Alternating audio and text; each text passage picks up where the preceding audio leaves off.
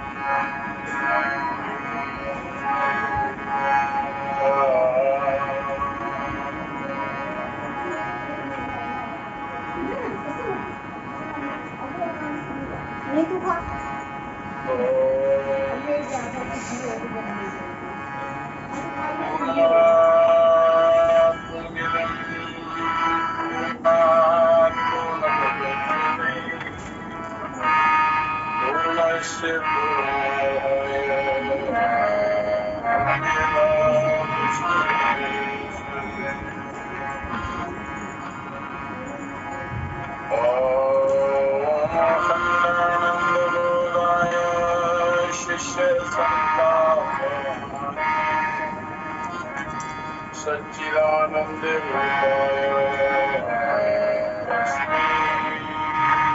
श्री गुरुदेव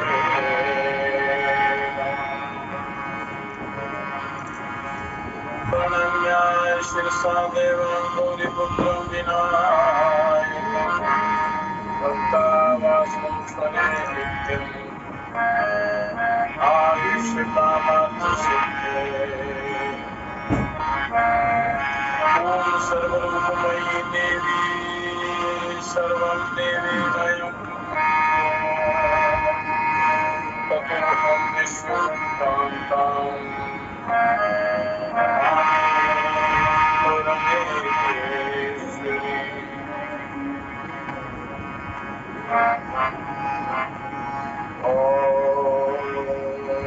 श्री रामलाल महाप्रभुवे नमः। ओम श्री हरिभक्त चैतन्य सद्गुरुवे नमः। श्री चंद्रमोहन सिद्ध गुरुवे नमः। ओम श्री विद्यानंद सिद्ध योगिने नमः। ओम श्री सूर्यानंद सिद्ध योगिने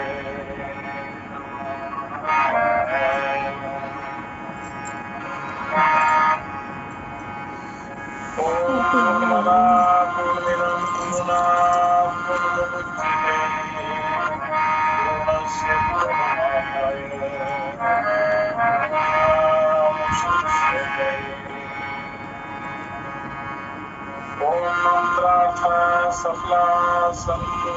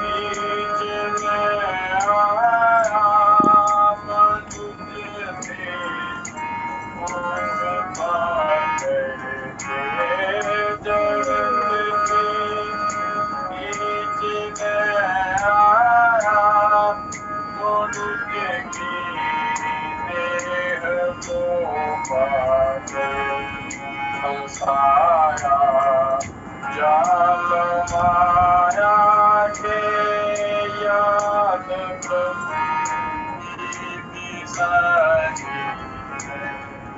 संसाया जाल माया के याद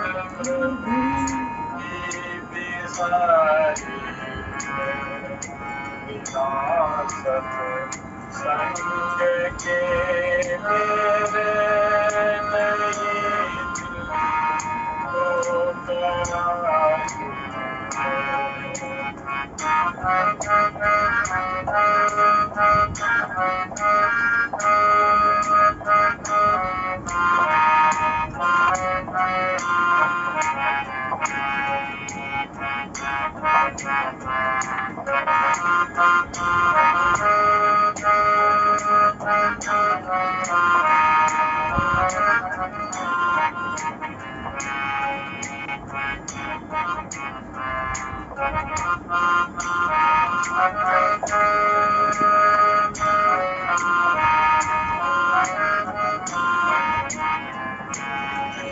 सकल संसार के नहीं बार है सकल संसार के अंतर नहीं बार है नजर में आय कर देखा सभी मतलब किया नजर में आय कर देखा सभी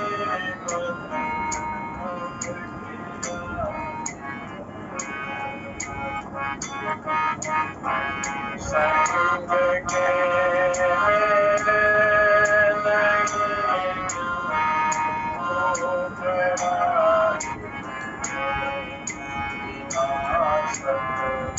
संग के मेरे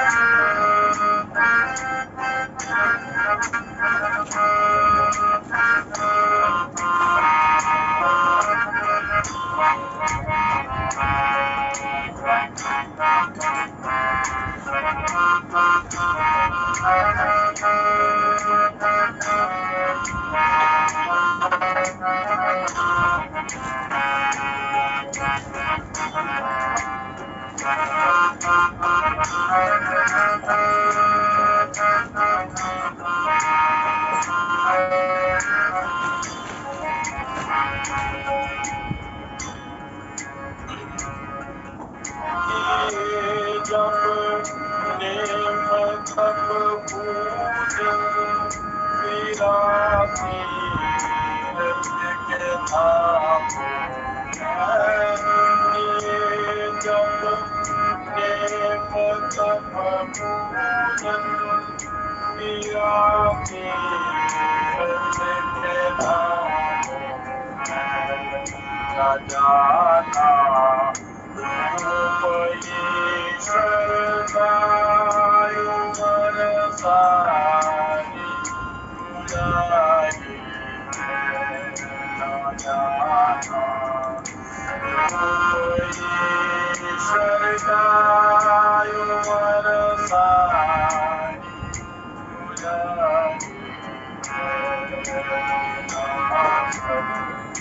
संग के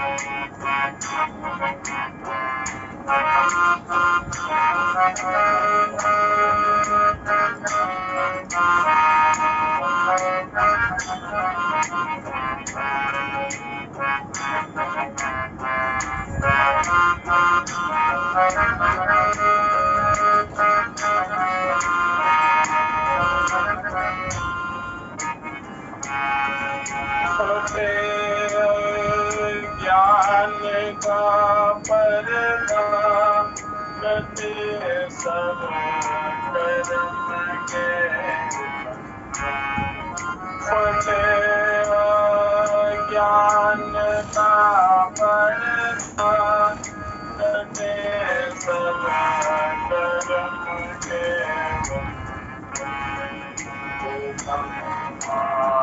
आनंद संकर का समागम मोक्ष का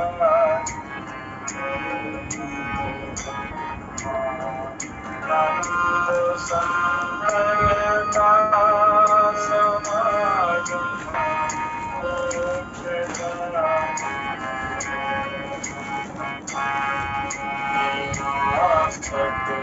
सत्संग के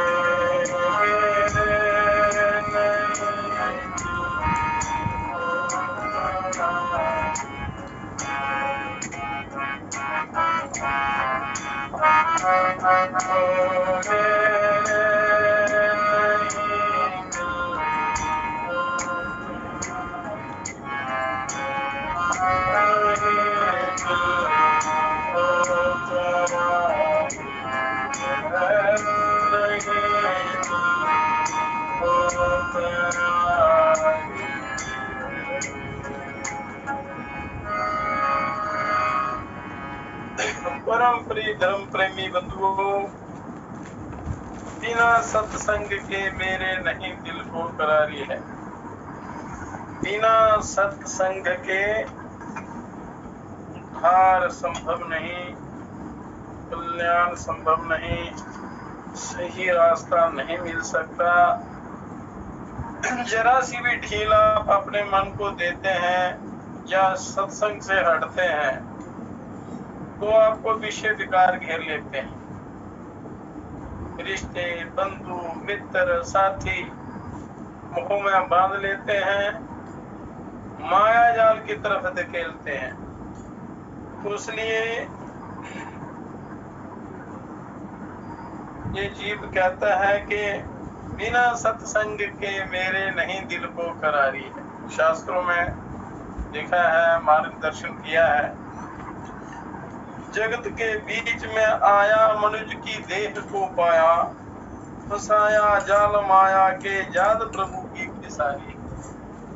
जिस काम के लिए आया था उसको भूल गया। तो ये बार बार सत्संग रूपी झाड़ू लगाना चाहिए तो सफाई रहती है। वो विचार रूपी, बुरे विचार रूपी जो मल है, धूल है, वो जम जाती है शरीर के अंदर। मन पर, अंतःकरण पर वो विषय भोगों का रंग चढ़ जाता है। तो उनकी सफाई के लिए, उनसे बचने के लिए ये सत्संग रूपी झाड़ू, ध्यान योग रूपी झाड़ू लगाना पड़ता है। नहीं तो ये मलों से भर जाता है और फिर अंत को प्राप्त हो जाता है। संसार के अंदर कोई भी वस्तु हितकारी नहीं है। नजर फैलाए के देखा सभी मतलब की जारी है। स्वार्थ से भरा हुआ कदम कदम कण कण संसार का स्वार्थ से भरा हुआ है। इनसे प्रेम करना समझो अपना आत्मघात करने के बराबर है। आत्मघात का से तात्पर्य है कि आप अपने उस आत्म तत्व को भूल जाते हैं, ज्ञान को भूल जाते हैं, उस प्रभु की याद को भूल जाते हैं और उसके अस्तित्व को भूल जाते हैं, विश्व में फंस जाते हैं, तो मनुष्य आत्म हत्यारा बन जाता है। बड़े जप न तप नेम पूजन किए, तीर्थ के धामों में फिरा, न जाना रूप ईश्वर का उम्र सारी गुजारी। ऐसे घूमने फिरने में मौज मस्ती में सारी उम्र गुजार दी, कुछ भी प्राप्त नहीं हुआ। फटे अज्ञान का पर्दा, कटे सब कर्म के बंधन। कर्मों का बंधनों का नाश तभी होता है, कर्म बंधन का नाश तभी होता है यह मनुष्य का अज्ञान दूर होता है, ज्ञान की प्राप्ति होती है। तो ज्ञान महापुरुषों से, गुरुओं से, शास्त्रों से मिलता है। जब तक आप उनका संग नहीं करेंगे, स्वाध्याय नहीं करेंगे, तो आप अज्ञान में ही डूबे रहेंगे और माया चक्र में फंसे रहेंगे, उल्लू के बैल की तरह पिसते रहेंगे। फटे अज्ञान का पर्दा, कटे सब कर्म के बंधन, वो ब्रह्मानंद संतन का समागम मोक्षकारी। संतों का समागम किसी भी रूप में हो जाए, जब भी हो जाए, कोई किसी भी कारण से उनसे अगर साक्षात्कार हो जाए, उनका मेल हो जाए, संतों के दर्शन हो जाए, तो वो मोक्षकारी हो जाता है। संत कोई ऐसा मार्गदर्शन कर जाते हैं जिससे जीव का उद्धार हो जाता है, कल्याण हो जाता है, सही मार्गदर्शन ही मिलता है।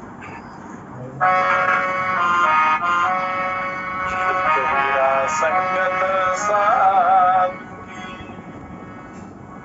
जो गंदी का दास, जो गंदी कुछ दे नहीं, वो भी ससुआ।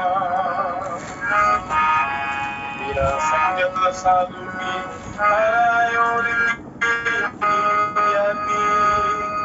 संगत बुरी प्रसादु की आठों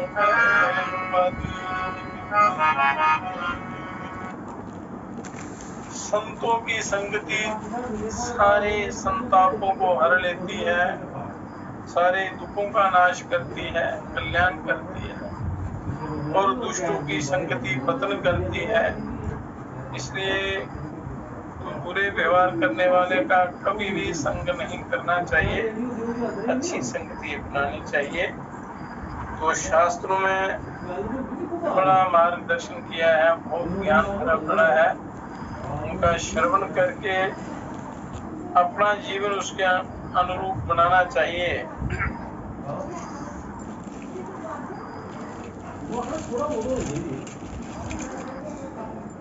तो अब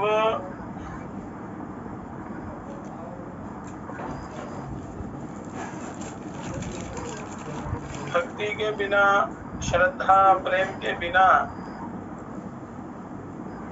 आत्म कल्याण नहीं होता, अच्छी संगति नहीं मिलती। जब कभी भी संग, साक्षात संग प्राप्त हो जाए तो उसका त्याग नहीं करना, उसका अनुसरण करके अपने कल्याण की इच्छा रखते हुए ज्ञान की प्राप्ति करना।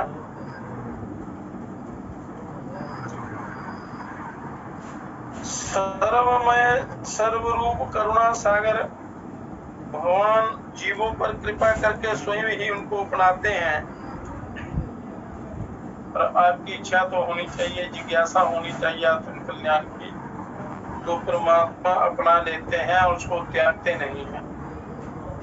संसार के नाना प्रकार के रोग, शोक, जन्म, मृत्यु आदि कष्टों में पड़े हुए काम, क्रोध, लोभ, मोह आदि विकारों से अंधे बने जीवों को सन्मार्ग पर लाने के लिए काम, क्रोध, लोभ में जीव अंधा हो जाता है।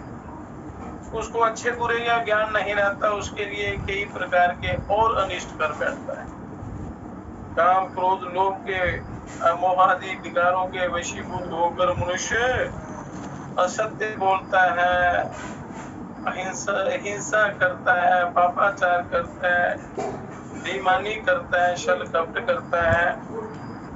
तो जीवों को, अंधे बने जीवों को सन्मार्ग पर लाने के लिए, उनको कल्याण का ठीक ठीक मार्ग बतलाने के लिए एक होकर भी वे दयामय परम प्रभु परम पिता परमात्मा दिव्य मंगल रूप धारण किए हुए हैं, अनेक रूप धारण किए हुए मनुष्यों को सही मार्ग पर लाने के लिए, और अपने उन चिन्मय आनंदमय रूपों से ऐसी लीलाएं करते हैं वो परमात्मा।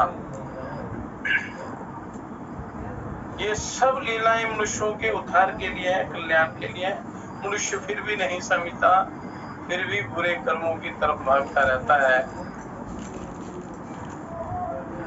तो ये बुरे कर्मों के प्रभाव से इसके वो गहरा शाप पड़ जाती है, क्योंकि कई जन्मों का वो असर रहता है, प्रभाव रहता है उनका, तो उसका स्वभाव बन जाता है। फिर भी परमात्मा कृपा करके अनेक रूप धारण करके उनके कल्याण के लिए लीलाएं करते हैं। तो उन रूपों का ध्यान करके, जिनका श्रवण और कीर्तन करके संसार में डूबते उतराते प्राणी सरलता से इससे पार हो जाते हैं। इसमें गोते खाते हुए प्राणी, भटकते हुए प्राणी पार हो जाते हैं और ईश्वर की प्राप्ति के अधिकारी बन जाते हैं। तो ये जितने भी अवतार हुए, ऋषि मुनियों के, संतों के, महापुरुषों के, भगवान के अनेक रूपों के अवतार हुए हैं, तो ये सब मनुष्य को सन्मार्ग पर लाने के लिए है और उनके उद्धार के लिए है। इसलिए मनुष्य को ये मौका नहीं छोड़ना चाहिए अपने संग का, अच्छे संग का। परम उद्धार प्रभु अपनी असीम कृपा से ऐसी लीलाएं करते हैं जो जीव को उसके उद्धार का मार्ग बतलाते हैं। वो लीलाएं लीला में इनका उद्धार कर जाते हैं, क्योंकि जीव इस स्थूल शरीर में रहता है और जो इंद्रियां हैं ये विषयों की तरफ ज्यादा आकर्षित होती हैं और सीधे उस निराकार परिपूर्ण ब्रह्म का ध्यान नहीं कर सकती। इसलिए उनके लिए परमात्मा को साकार रूप में प्रकट होकर अनेक प्रकार की लीलाएं करनी पड़ती हैं इसके उद्धार के लिए। तो ये सब कल्याण के रास्ते हैं। प्राणियों के उद्धार के लिए है वह परम प्रकाशक, अपने परमाराध्य, सबके परमाराध्य, सबके कर्ता धर्ता स्वयं अपने द्वारा अपनी ही आराधना करते हैं और भक्ति का मंगलमय मार्ग अपने आचरण से वह प्रभु दिखलाते हैं और फिर उस मार्ग पर चलने वाले को स्वयं अपनाते हैं। वो दिखाते हैं, सब कुछ बता देते हैं, स्वयं चलकर अवतार धारण करके। फिर जब वो उसके मार्ग का अनुसरण करता है जीव, जब जो साधना करता है उसके द्वारा वो परम पवित्र हो जाता है, परमात्मा उसको अपना लेते हैं, मार्गदर्शन करते हैं। पर मेहनत आपको करनी पड़ेगी, साधना करनी पड़ेगी। मनुष्य को तो मार्ग मिलना ही कठिन है, पर परमात्मा की अहेतुकी कृपा से ये सारे मार्ग शास्त्रों में भी भरे पड़े हैं। भगवान स्वयं समय समय पर अवतार धारण करके किसी न किसी रूप में इन जीवों का उद्धार करने में लगे रहते हैं। वो फिर भी मनुष्य यदि बड़े बनाए रास्ते पर भी चलना पाए तो फिर बड़ा महान मंगल हो जाता है। तो भगवान के मंगलमय लीला रूपों की गणना करना तो संभव ही नहीं है। उनके अनंत रूप हैं, प्रभु अनंत है, असीम है, अपार है, उनका कोई पार परला नहीं, उनका कोई अंत नहीं पा सकता। उनके रूप भी अनंत हैं और सब जीवों के उद्धार के लिए हैं। तो भगवान के रूप अनंत हैं, उनकी लीलाएं अनंत हैं, उनके लीला विलास भी अनंत हैं।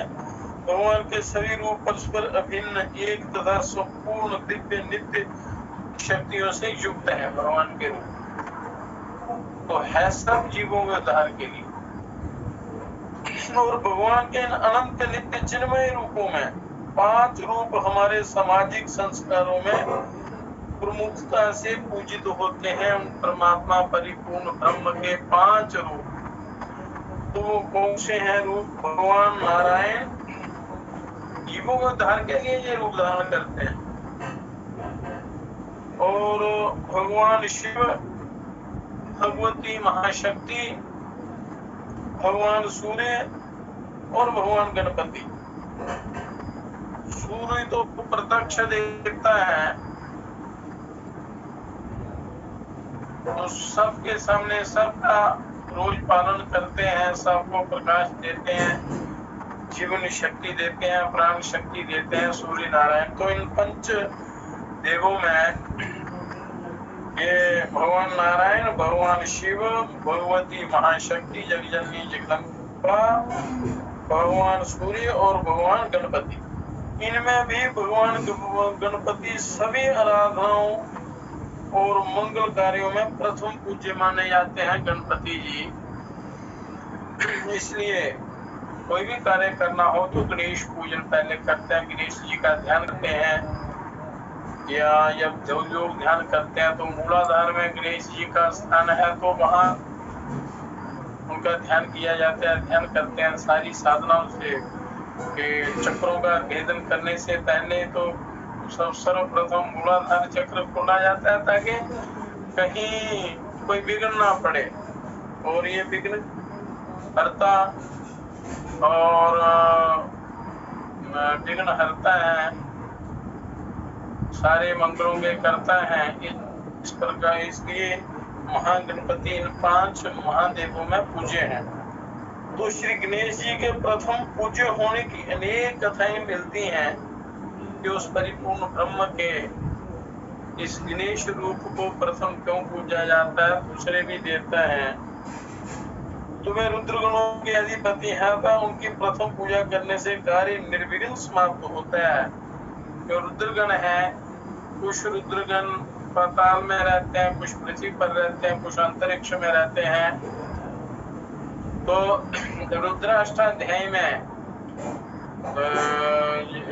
जिन मंत्रों से रुद्राभिषेक किया जाता है उस वेदों में से ये मंत्र हैं इनके रुद्रों के, यो रुद्र सारी सृष्टि को चलाते हैं, सुख देते हैं, दुख देते हैं, उनके द्वारा होता है सारा ये संचालन। तो वो है नमो रुद्रे होये दिवी एकांबर परे तेभ्यो दश प्राचीर दश दक्षिणादश प्रतीचिर्दशो दीचिर्दशोर्ध्वाः तेभ्यो नमोस्तुते नमन्तु तेनो मृण्यन्तु ते यन्दिग्मो यश्नो दिष्टितमेकयं वेदनमः।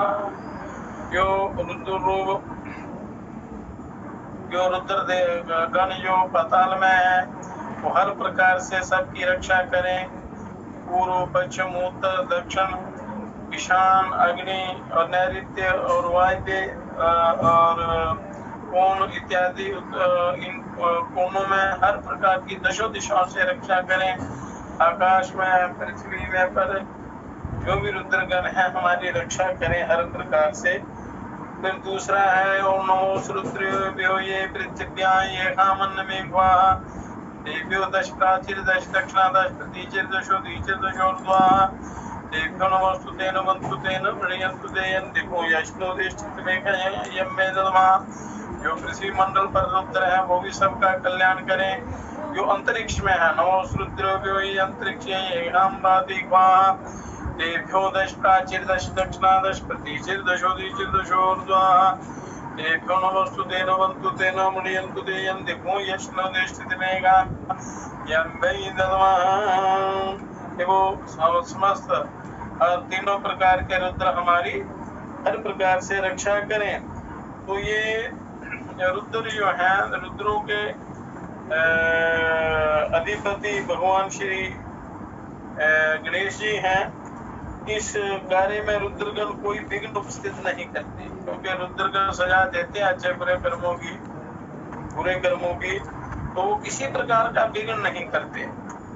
और गणेश जी की पूजा करने से जब सृष्टि के प्रारंभ में देवताओं में प्रथम पूज्य किसे माना जाए, सृष्टि के प्रारंभ में, क्योंकि स्थूल सृष्टि की रचना हुई तो ऐसे रचना की कोई नित्य व्यवस्था की जाती है, उसमें कुछ नियम बनाए जाते हैं, कुछ आधार बनाए जाते हैं सृष्टि को चलाने के लिए।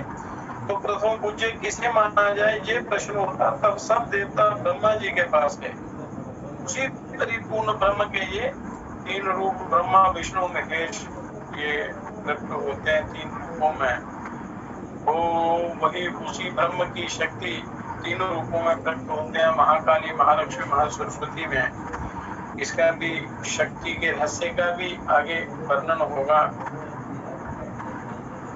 तो ब्रह्मा जी के पास गए सभी देवता, तो ब्रह्मा जी ने उन्हें बताया कि जो कोई पूरी पृथ्वी की प्रदक्षिणा करके ऐसे करके जो अपने स्थान पर आ जाएगा वही प्रथम पूज्य माना जाएगा।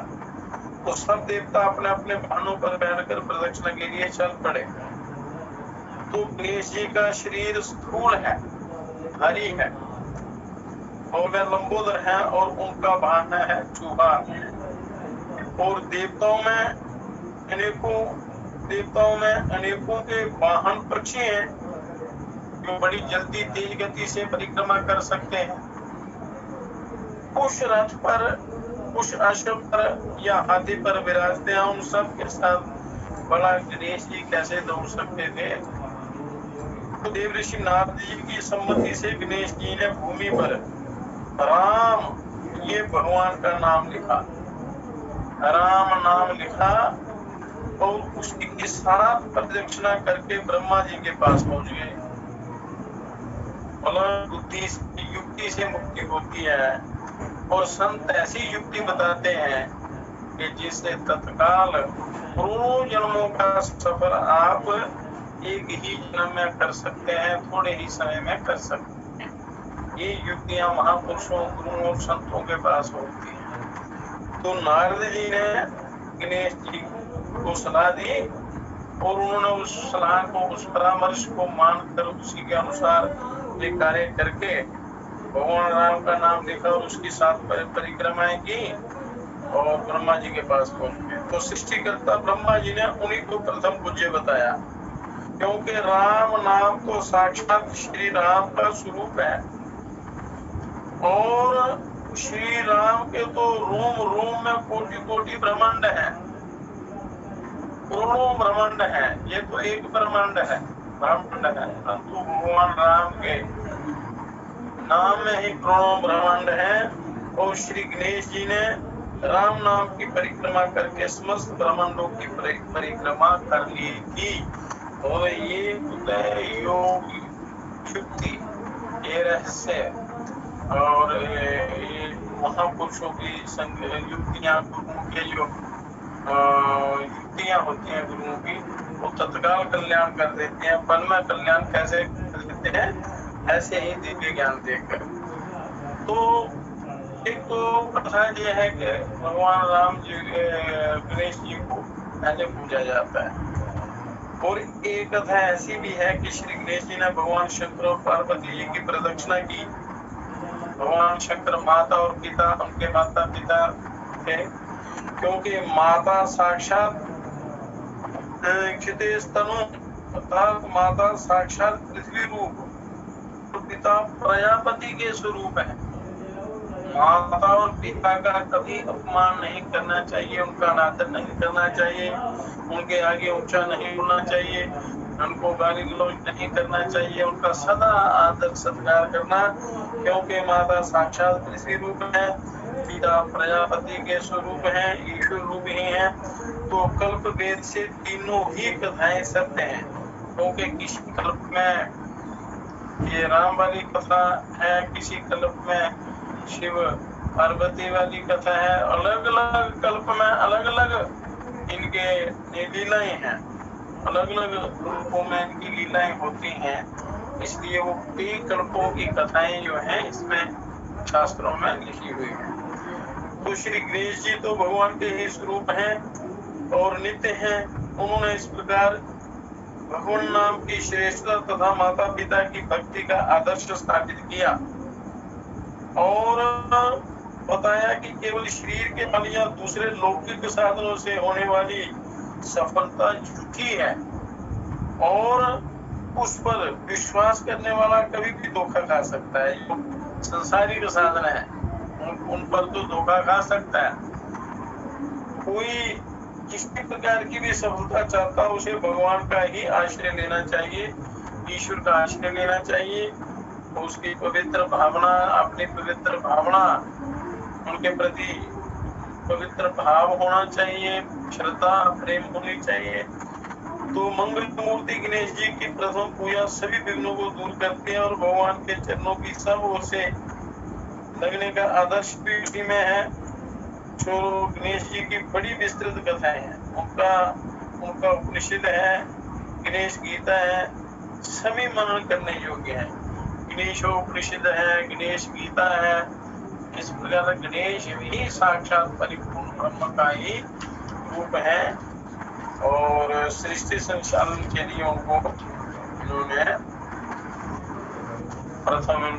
प्रथम देवता माना है, प्रथम पूज्य। तो इसलिए हमारे इस सनातन में पंच देवों की पूजा होती है। प्रधान देवता जो मुख्य देवता है भगवान नारायण, भगवान शिव, महाशक्ति, सूर्य नारायण और भगवान गणेश। तो प्रातः काल इनका ध्यान करना चाहिए। प्रातः स्मरणीय श्लोकों में इनके ध्यान का वर्णन है।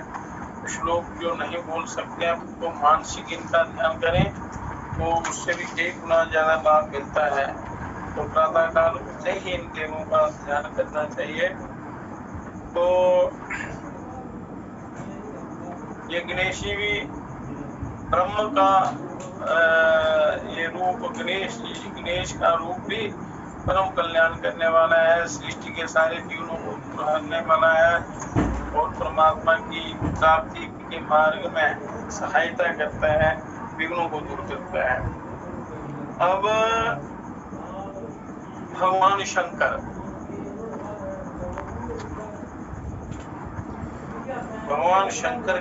इनका रहस्य क्या है? भगवान शंकर और भगवान नारायण सदा ही अभिन्न है। भगवान शंकर और भगवान नारायण में कोई भेद नहीं है। तो इनके साकार रूपों में इनके मूर्तियां या चित्र या इनके स्वरूप क्यों दिखाए जाते हैं? क्योंकि इससे मनुष्य का मन जो है बड़ा जल्दी विचलित हो जाता है, विषयों की तरफ भागता है।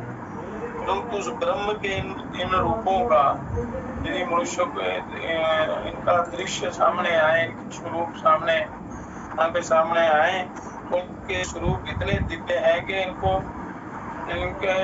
देखते ही मनुष्य के विचार बदल जाते हैं, मन चित्त के विकार जो है वो दूर हो जाते हैं, ध्यान जल्दी लगता है, परमात्मा की तरफ मनुष्य जल्दी लगता है, अंतर्मुखी होता है। इसके ये कारण है मंदिर जो बनाए जाते हैं या कई प्रकार के धार्मिक स्थान जो है ये बस उस ब्रह्म की प्राप्ति के लिए होते हैं, उनका संकेत भी। तो भगवान शंकर और भगवान नारायण सदा ही अभिन्न है, इनमें किसी प्रकार का कोई भेद नहीं है। तो आराधकों की रुचि और अधिकार भेद से उन्हें अभिष्ट आराध्य रूप का अवलंबन देने के लिए, उसका सहारा देने के लिए, ताकि किसी एक का सहारा लेकर वह एक सच्चिदानंद गण ही नित्य मंगलमय दो रूपों में स्थित है। परमात्मा कर्पूर गौर अभिभूषण, कर्पूर गौरम करुणावतारं संसार सारं भुजगेन्द्रहारं सदा वसन्तं हृदयारविन्दे भवं भवानी सहितं नमामि।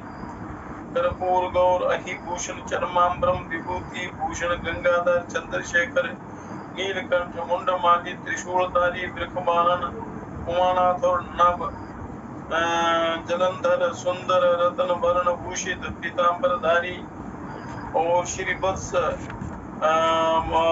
भक्त वत्सल कौस्तुभ कंठ बनमाली शंख चक्रधारी गरुड़ वाहन श्रीपति, ये दोनों एक ही तत्व के दो नित्य चिन्मय लीला विग्रह हैं।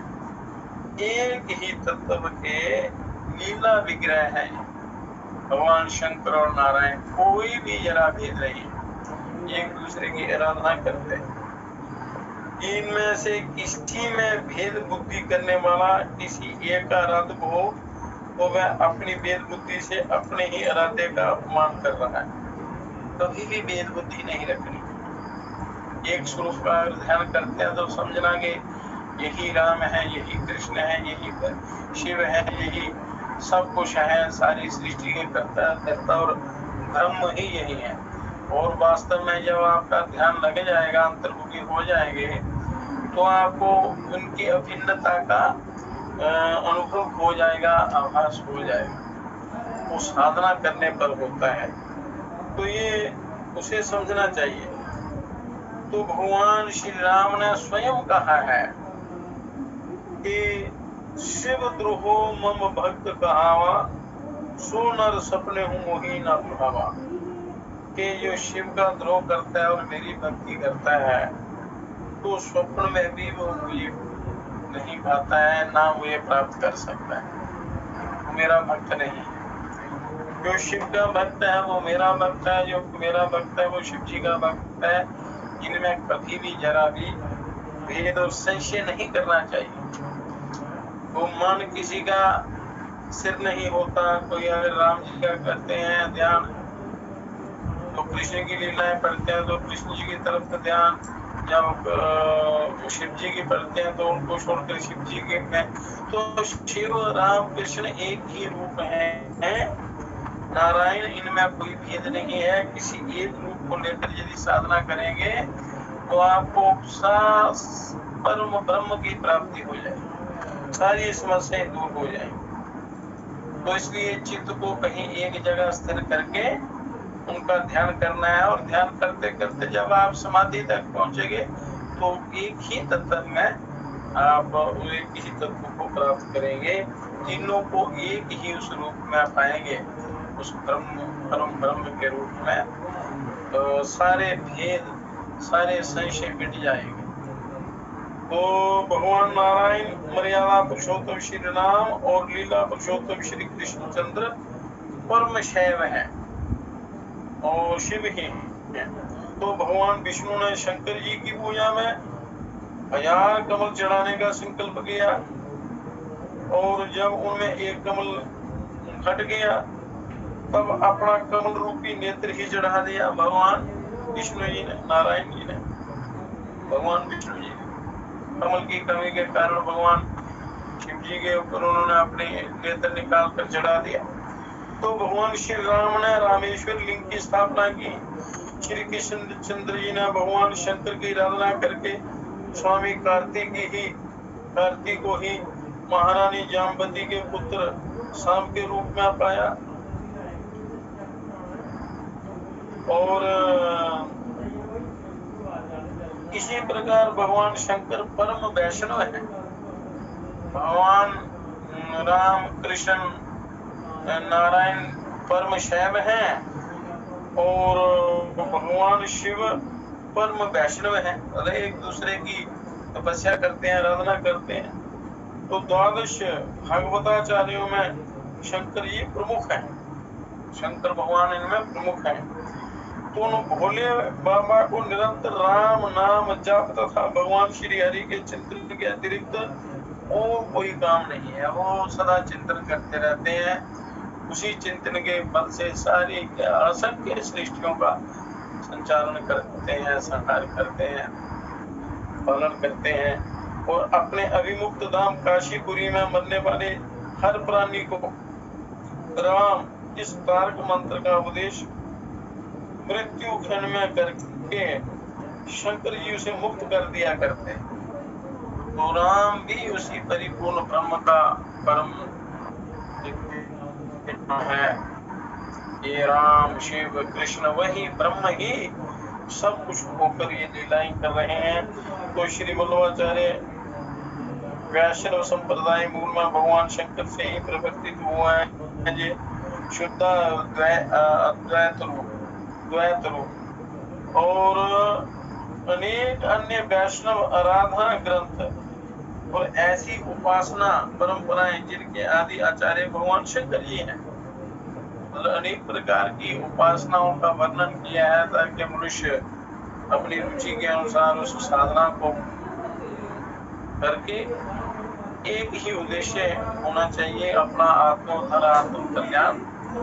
उसका अपने स्वार्थ के लिए या संसारिक पदार्थों की प्राप्ति के लिए आराधना नहीं की जाती है। यदि आप सृष्टि के कर्ता को आराधना करते हैं तो सब कुछ आ जाता है और परम कल्याण भी हो जाता है। और यदि पदार्थों के पीछे भागते हैं तो समझो हीरे के बदले आप कंकड़ पत्थर ढूंढते हैं।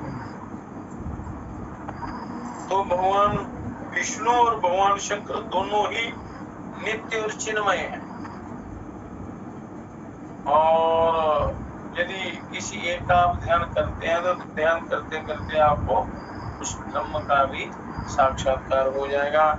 भगवान ब्रह्मा के क्रूर मध्य से तो नील लोहित रूप में रुद्रों की अभिव्यक्ति हुई है, जिन रुद्रों का वर्णन किया। और कर्पूर गौर त्रिनयन भगवान शिव का श्री विग्रह नित्य है और भगवान शंकर की मंगलमयी अनंत लीलाएं हैं।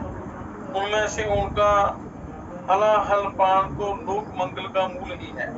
वो विष का जो पान किया था उन्होंने हलाहल का, तो ये संसार के लोगों के लिए मंगलकारी है, मंगल का मूल है, क्योंकि सारे विष को उन्होंने ग्रहण किया हुआ है। देवता और दैत्य दोनों मिलकर क्षीर सिंधु का मंथन कर रहे थे और मंथनाचल को मधानी बनाकर उनमें बासुकी नाग को लपेट कर वे समुद्र मथ रहे थे। तो भगवान नारायण ने कश्यप रूप से मंत्राचल को अपनी पीठ पर ले रखा था। जब देवता और दैत्य थक गए और कोई परिणाम ना हुआ तब स्वयं भगवान विष्णु अपने हाथों में बासुकी का सिर तथा उसकी पूंछ पकड़कर समुद्र मथने लगे। भगवान विष्णु स्वयं ही जब सारे थक गए तो अमृत पाने के इस प्रयत्न में पहले समुद्र से घोर हलाहल विष निकला, पहले जहर निकला और भगवान विष्णु तथा सभी देवता समुद्र मथने में लगे थे। तो प्रजापति गण ने देखा कि हलाहल संसार में फैलता जा रहा है, व्यापक होता जा रहा है और उसकी ज्वाला से संसार के जीव नष्ट हो रहे हैं। तो प्रजा की रक्षा का उत्तरदायित्व प्रजापति गण पर है। अलग अलग विभाग सौंपे हैं। सृष्टि के निर्माण के समय से ही परमात्मा ने सबको अपने अपने काम सौंपे और बड़ी सच्ची निष्ठा और अपने धर्म पूर्वक वो अपना कर्तव्य का पालन करते हैं। तो वे लोग दूसरा कोई रक्षक ना देकर भगवान शंकर की शरण में गए और स्तुति करके उन्होंने आशुतोष प्रभु को प्रसन्न किया। और भगवान विश्वनाथ ने बीच से आर्त और पीड़ित जीवों को देखा और दयामय ने भवानी से कहा कि हे देवी, ये बेचारे प्राणी बड़े ही व्याकुल हैं और हलाहल से उस विष से ये बड़े संतप्त हो रहे हैं। ये प्राण बचाने की इच्छा से मेरी शरण में आए हैं, तो मेरा कर्तव्य है कि मैं इन्हें अभय करूं, क्योंकि जो समर्थ हैं उनकी सामर्थ्य का उद्देश्य ही ये है कि वे दोनों का पालन करें। कोई भी आए सबका पालन करें। जो समर्थवान है उनका उद्देश्य ही यही होता है। तो साधु जन अपने क्षण भंगुर जीवन की बलि देकर भी प्राणियों की रक्षा करते हैं। साधु संत ऋषि मुनि योगी लोग अपने जीवन का बलिदान करके दूसरे जीवों की रक्षा करते हैं। एक कल्याणी जो पुरुष प्राणियों पर कृपा करता है उससे सर्वात्मा श्री हरि संतुष्ट होते हैं, भगवान संतुष्ट होते हैं और जिस पर वे श्री हरि संतुष्ट होते हैं उससे मैं तथा समस्त चराचर जगत भी संतुष्ट होता है। तो लोग कितने दयालु हैं भगवान प्रभु, पर मनुष्य फिर भी सही रास्ते पर नहीं चलता, पापाचार करता है, हिंसा करता है, व्यभिचार करता है, बहुत दूर बुरे कर्म करता है और पृथ्वी पर अनाचार अत्याचार फैलाता है, पापाचार फैलाता है।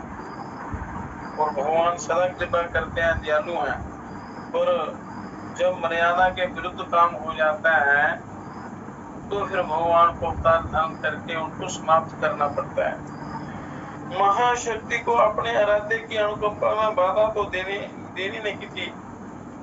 उन ममतामयी को भगवान विश्वनाथ का प्रभाव ज्ञात था कि भगवान शिव इतने सामर्थ्यवान हैं, उन महाशक्ति को सर्व ज्ञात था। तो उन्होंने अनुमोदन किया, उन्होंने अनुमोदन कर दिया और भगवान शंकर ने उस व्यापक हलाहल विश्व को अपनी हथेली पर इकट्ठा करके भगवान का नाम लेकर पान कर लिया। भगवान उस परम सत्ता का, परम शक्ति का।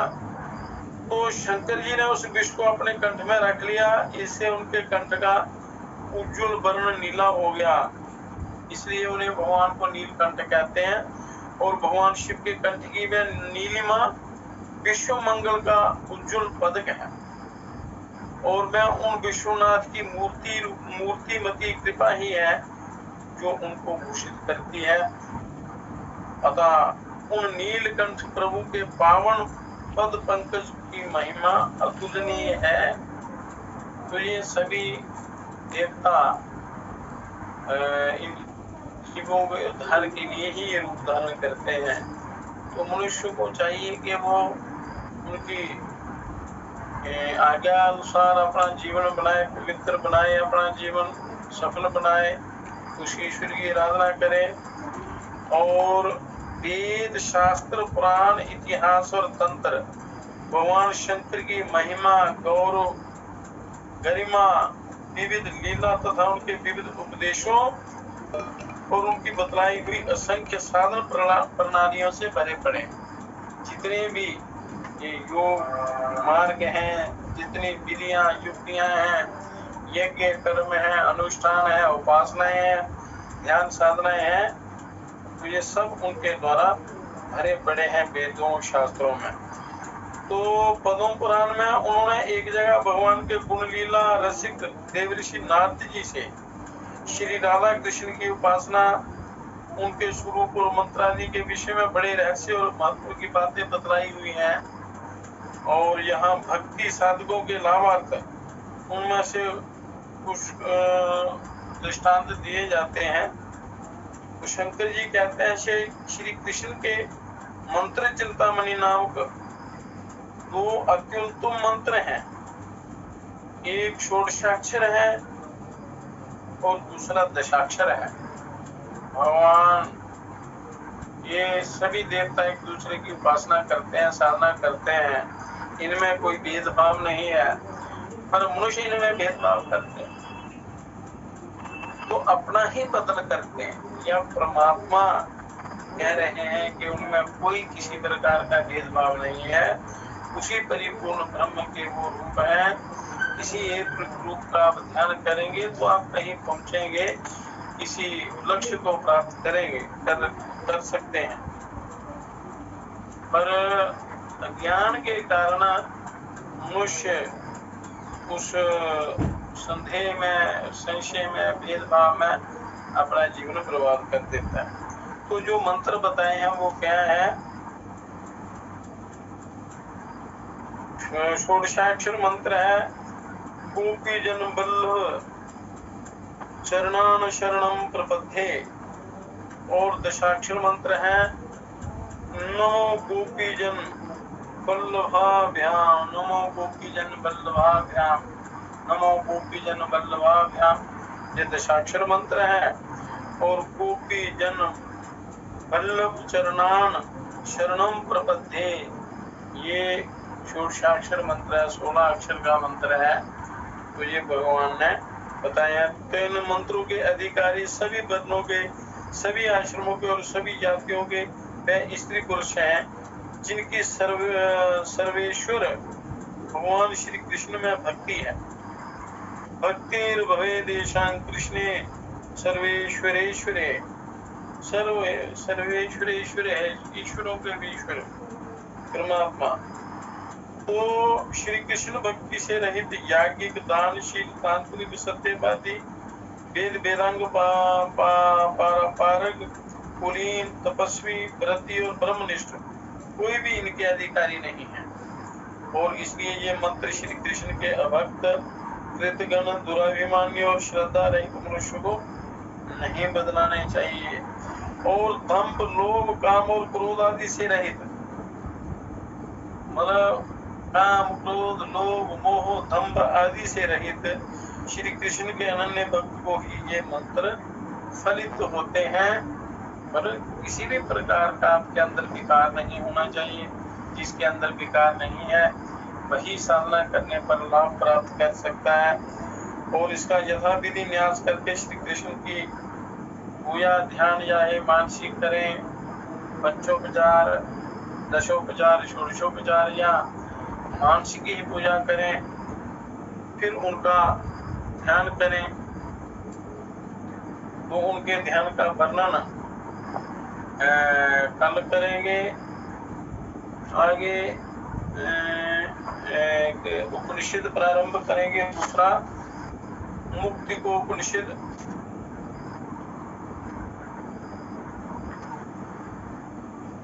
ये शुक्ल यजुर्वेदीय उपनिषद है, मुक्ति को उपनिषद।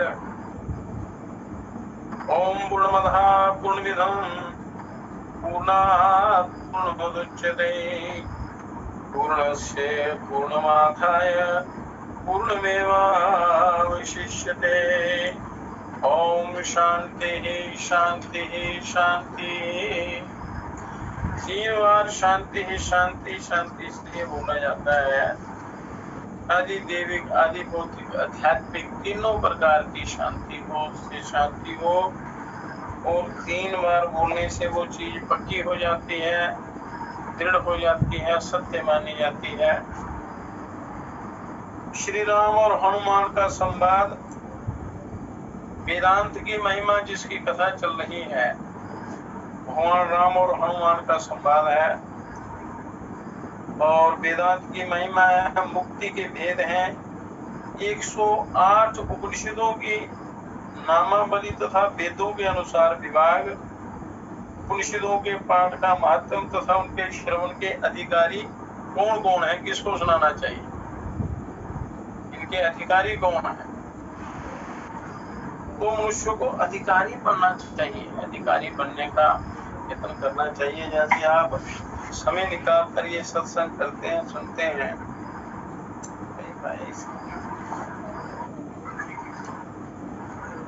तो अच्छे प्रकार श्रवण करके फिर वो चीजें धारण करनी चाहिए। देखा देखी में अपना जीवन बर्बाद नहीं करना चाहिए।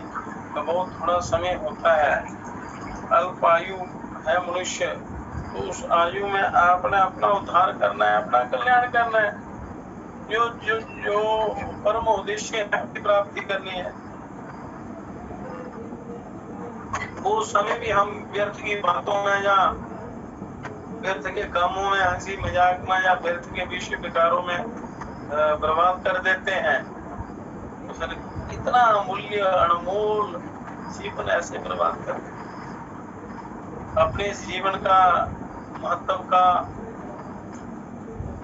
पता नहीं लगाते लोग कि इतना महत्व है, इतनी महिमा है इस शरीर की, इस जन्म की।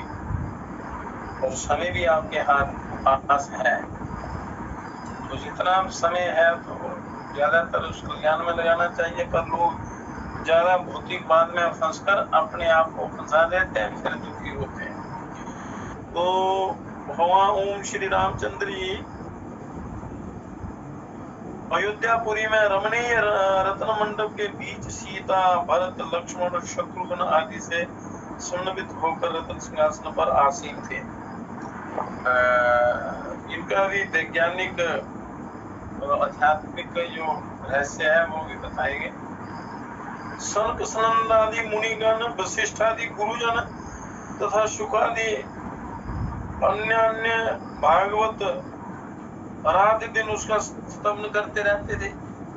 इतने बड़े महान देवगण और साक्षात अवतार होकर ये सारे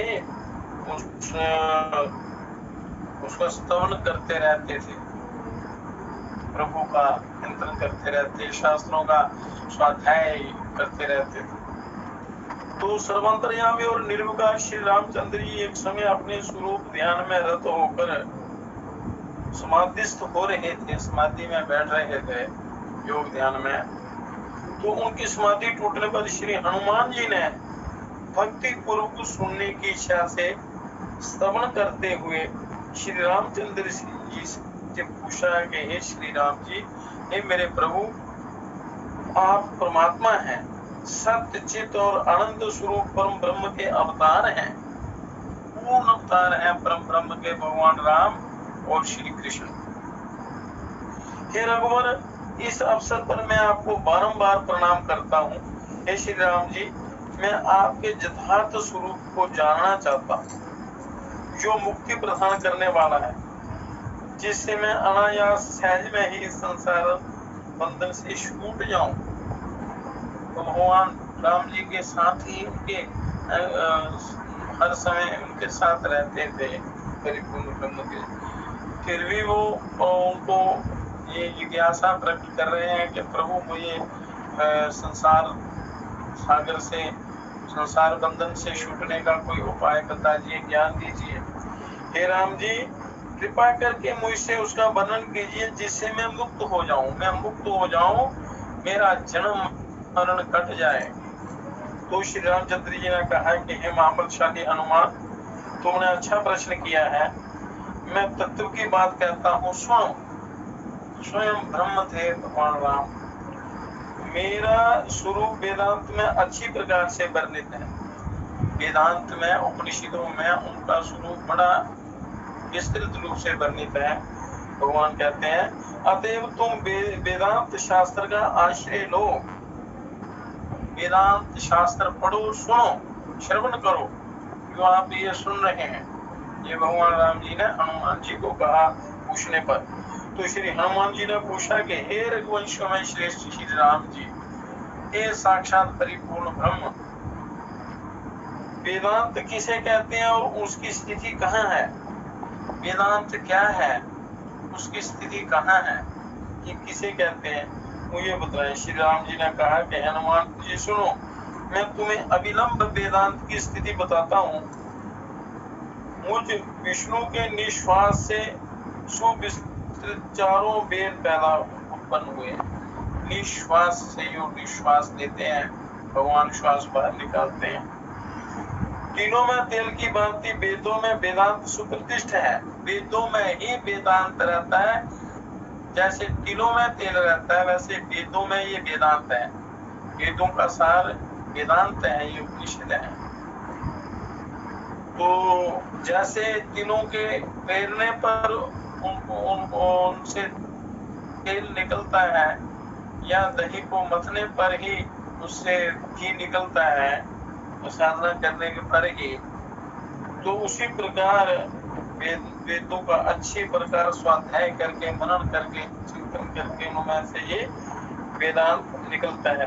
तो श्री हनुमान जी ने पूछा कि श्री राम जी, वेद कितने प्रकार के हैं और हे राघव उनकी शाखाएं कितनी हैं और उनमें उपनिषद कौन कौन से हैं, और ये कृपा करके यथार्थ रूप से मुझे समझाइए, तत्वता यथार्थ रूप से समझाइए कि ये क्या है। तो श्री राम जी ने कहा कि वेद 4 कहे गए हैं। पूरा अपने वेदों का, अपने संस्कृति का, अपने शास्त्रों का पूरा ज्ञान होना चाहिए। उनके नाम भी पता हो तो उनके नाम का चिंतन करने से भी सारा ज्ञान हो जाता है।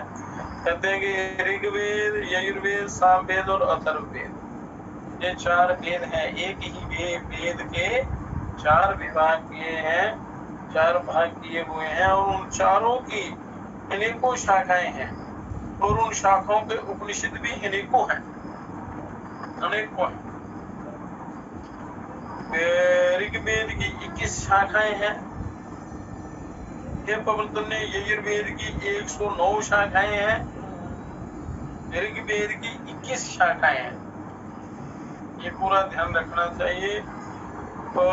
यजुर्वेद की 109 शाखाएं हैं, और हे शत्रुतापन, सामवेद से 1000 शाखाएं निकली हैं। हे कपीश्वर, अथर्ववेद की शाखाओं के 50 वेद हैं।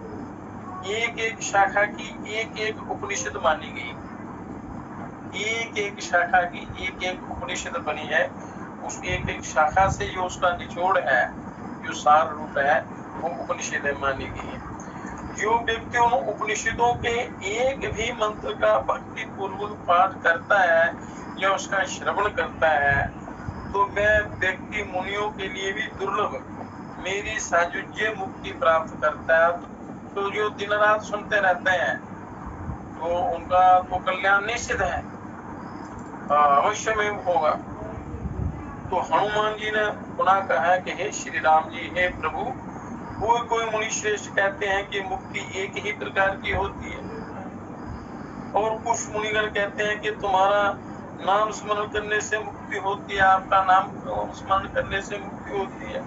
तथा काशी में मरने वालों को भगवान शंकर तारक मंत्र उपदेश देते हैं जिससे प्राणी मुक्त हो जाता है। दूसरे मुनियों का कहना है कि सांख्य योग से मुक्ति होती है और कुछ मुनियों के मत से भक्ति योग ही मुक्ति का कारण है और अन्य महर्षियों के कथनानुसार वेदांत वाक्यों के अर्थ का विचार करने से मुक्ति प्राप्त होती है और किसी किसी के मत में सालोक्य, सायुज्य, सामीप्य और कैवल्य रूप से मुक्ति 4 प्रकार की कही गई है। तो श्री राम जी ने कहा कि हे कपीश्वर, कैवल्य मुक्ति तो एक ही प्रकार की है और वह परमार्थ रूप है। जो कैवल्य मुक्ति है वो एक ही प्रकार की। इसके अतिरिक्त भक्ति पूर्वक मेरा नाम स्मरण करते रहने से दुराचार में लगा हुआ मनुष्य भी सालोक्य मुक्ति को प्राप्त होता है। वहां से वह अनंत लोकों में नहीं जाता और जिसकी काशी क्षेत्र में ब्रह्मनाल नाम प्रदेश के अंतर्गत मृत्यु होती है वह मेरे तारक मंत्र को प्राप्त करता है और जो उसे वह मुक्ति मिलती है जिससे उसे आवागमन में नहीं आना पड़ता। और काशी क्षेत्र में चाहे कहीं भी मृत्यु हो, शंकर जी प्राणी के दाहिने कान में मेरे तारक मंत्र का उपदेश करते हैं और राम जी कहते हैं। तो एक काशी पृथ्वी मंडल पर है, एक काशी यहाँ ये है वाराणसी इसको बोलते हैं। ये घोर मध्य में यहाँ ध्यान करने पर भी कहीं भी हो अगर मनुष्य का ध्यान यहाँ पर ये प्राण पहुंच जाए, जहाँ ध्यान स्थित हो तो उसकी परम मुक्ति हो जाती है। तो भगवान प्राण निकलने से पहले ही वो तारक मंत्र दे देते हैं, उनका कल्याण हो जाता है जो साधक होते हैं। और या तो पृथ्वी मंडल पर ये काशी है वाराणसी, तो वहां पर तो जिससे उसके सारे पापों के समूह झड़ जाते हैं तथा वह मेरे सारूप्य को समान रूप को प्राप्त मेरे उस समान रूप को प्राप्त कर लेता है। सारूप्य मुक्ति प्राप्त कर लेता है, वही सालोक्य सारूप्य मुक्ति कहलाती है। और यो द्विज सदाचार रत होकर नित्य एकमात्र मेरा ध्यान करता है, मेरा उस ब्रह्म का, परमात्मा का, राम जी का, और मुझे सर्वात्म स्वरूप चिंतन करता है, वह मेरे सामीप्य को प्राप्त होता है। तो मुझे ही प्राप्त होता है मेरे सामीप्य, सदा मेरे समीप निवास करता है और वही सालोक्य सारूप्य सामीप्य मुक्ति कहलाती है। जब गुरु के द्वारा उपदिष्ट मार्ग से, जब मनुष्य गुरु के द्वारा उपदिष्ट मार्ग से मेरे अव्यय निर्विकार स्वरूप का ध्यान करता है तब वह द्विज भ्रमर कीट के समान सम्यक रूप से मेरे सायुज्य को प्राप्त करता है, मेरे सायुज्य को प्राप्त करता है। और वही कल्याणमयी ब्रह्मानंद को प्रदान करने वाली सायुज्य मुक्ति होती है। गुरुओं के द्वारा जो मंत्र लिया जाता है, उसके द्वारा जो ध्यान किया जाता है परमात्मा का, उसे सायुज्य मुक्ति मिलती है। और मेरी उपासना से जो 4 प्रकार की मुक्तियां होती हैं, वह सायुज्य मुक्ति, सारूप्य मुक्ति, सालोक्य और कैवल्य। उनमें ये कैवल्य मुक्ति किस उपाय का अवलंबन करने से शुद्ध होती है, सुनो। जो कैवल्य मुक्ति की भगवान ने जैसे पीछे बताया कि कैवल्य मुक्ति तो एक ही प्रकार होती है, वैसे मुक्ति के प्रकार है, परंतु कैवल्य मुक्ति जो है उसका एक ही प्रकार है, उसको सुनो। तो अकेली मांडुक्य उपनिषद मुमुक्षु जनों को मुक्ति प्रदान करने में समर्थ है। मांडुक्य उपनिषद की कथा सुननी होगी, पुनः उसकी कथा करेंगे। तो भगवान राम कहते हैं कि मांडुक्य उपनिषद मुमुक्षु जनों को मुक्ति प्रदान करने में समर्थ है, केवल उसमें जो ज्ञान दिया हुआ है उसके अनुसार यदि मनुष्य साधना करे तो उसको कैवल्य मुक्ति प्राप्त हो। यदि उससे भी ज्ञान में परिपक्वता ना आए, उसमें भी पूर्णता ना आए, तो 10 उपनिषदों का पाठ करो। ये 10 उपनिषद हैं, मांडुक्य आदि ईशादि उपनिषद जो है 10 उपनिषदों का पाठ करो। उससे ज्ञान प्राप्त करके शीघ्र ही मुझे अद्वैत धाम तथा तेज के रूप में प्राप्त करोगे। तेज के रूप में, प्रकाश के, द्वैत अद्वैत, द्वैत उनका साकार रूप, अद्वैत उनका निराकार प्रकाश। तो हे अंजनी कुमार, यदि उपाय से भी ज्ञान की दृढ़ता ना हो, यदि उससे भी ज्ञान की दृढ़ता ना हो, तो 32 उपनिषदों का सम्यक रूप से अभ्यास करके संसार से निवृत्त हो जाओ। तो 32 उपनिषदों का ध्यान करो। यदि विदेह मुक्त और शरीर छोड़ने के बाद मुक्त होना चाहते हो तो 108 उपनिषदों का पाठ करो। 108 उपनिषदों का मतलब विदेह मुक्त और शरीर छोड़ने के बाद मुक्त होने चाहते हो तो 108 उपनिषदों का पाठ करो। उन उपनिषदों के नाम, क्रम और शांति पाठ ये कहता हूँ, ये सुनो। ये कथा कल करेंगे। उपनिषदों का जो पाठ है 108 उपनिषदों का, तो ये कथा कल करेंगे। आज की कथा यहीं तक चलिए हम समाप्त करते हैं।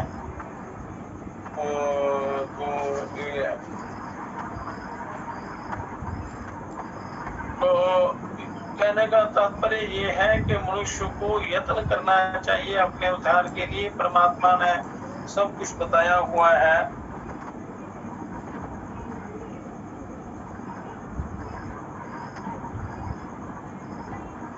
तो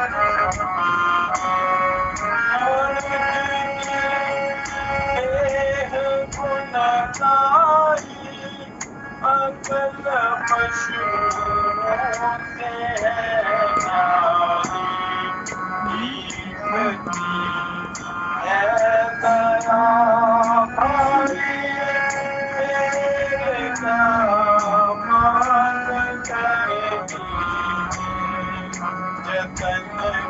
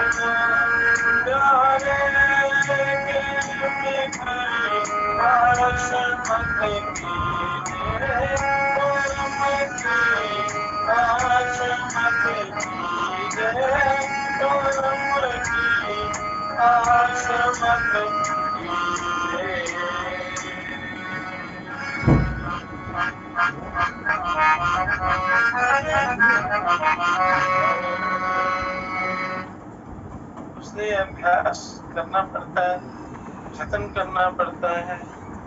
और आलस्य ही मनुष्य का महान शत्रु है, इसको त्यागना है, यत्न पूर्वक त्यागना है। और उसके लिए साधना करनी पड़ती है, क्योंकि शरीर में अशुद्ध खान पान से कई प्रकार के विकार हो जाते हैं, मौसम के कारण भी कई विकार पैदा हो जाते हैं।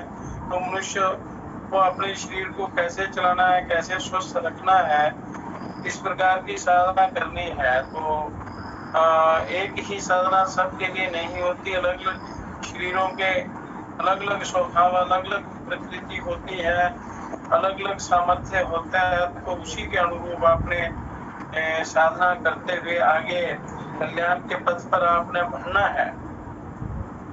तो ये जितना भी यहाँ ज्ञान चर्चा चलती है, उसका क्रियात्मक रूप जो है वो साधना है, योग है, ध्यान है।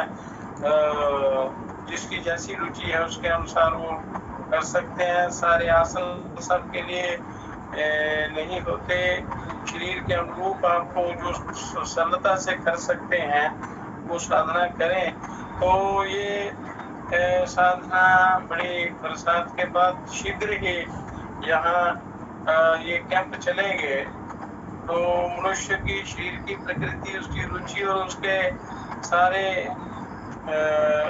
उसका सारा समाचार, सारी शरीर की व्यवस्था, अंतःकरण की जो जिज्ञासा है उसको देखते हुए उसके लिए क्या उपयुक्त है, तो वही दिव्य साधना इनको करवाई जाएंगी जो सरलता से आप कर सकते हैं और अपना उद्धार कर सकते हैं।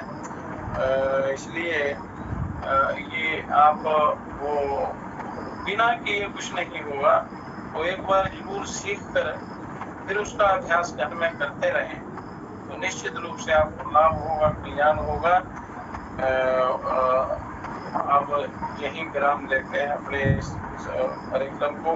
हे परम पिता, हे विश्व पिता, हे राष्ट्र पिता, हे जगदाधार, हे करुणामय दीन दयालो, पूर्ण गुरो हे अपरंपार, हे महेश अब शीघ्र कृपा कर, हमें दीजिए योग विचार, मानवता के प्रेरक बनकर, नाथ करे सुखमय संसार। हे परम पिता, हे विश्व पिता, हे राष्ट्र पिता, हे जगदाधार, हे राष्ट्र पिता, हे जगदाधार। ओम शांति शांति शांति।